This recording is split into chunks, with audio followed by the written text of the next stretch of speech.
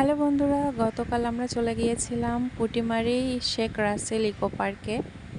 সেদিন কিন্তু আমাদের একটা নিমন্ত্রণ ছিল পুটিমারি। তো আমি প্রত্যাশার বাবাকে বলেছিলাম সে নিমন্ত্রণ বাড়িতে যাওয়ার আগে আমাদেরকে নিয়ে তুমি একটু পুটিমারি ভূতের আড্ডা পার্কে নিয়ে যাবে, কারণ আমি ওখানে কোনো দিন যাইনি।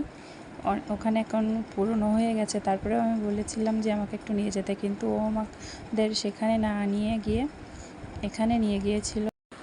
আসলেই কিন্তু জায়গাটা অনেক সুন্দর।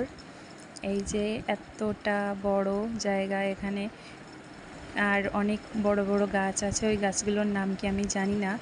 মনে হয় প্রত্যাশার বাবা বলছিল যে জঙ্গলে এরকম সাজানো গাছ আছে। আর এখানে কিন্তু গাড়ি পার্কিং ছিল। আর প্রত্যাশা এই বক নাকি সারস পাখি, ওটার কাছে গিয়ে বলছে কি আমি ওর পিঠে উঠবো।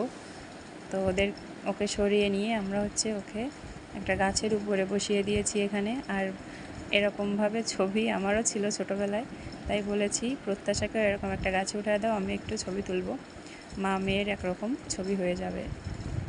আর এই যে দেখো, এখানে কিন্তু অনেক লোক ঘুরতে আসে।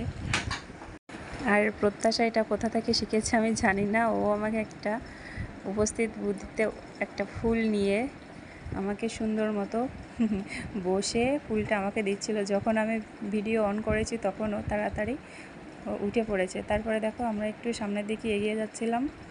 আর এগোতে এগোতে মানে আমার সেদিন অনেক খারাপ লাগছিল। আমার মাঝে মাঝে আমি অসুস্থ হয়ে পড়ি, সেদিনও খুব অসুস্থ হয়ে পড়েছিলাম। তারপরে কিন্তু এখানে বসে আমি প্রত্যাশার বাবাকে বললাম চলো আমরা বাড়ি চলে যাই।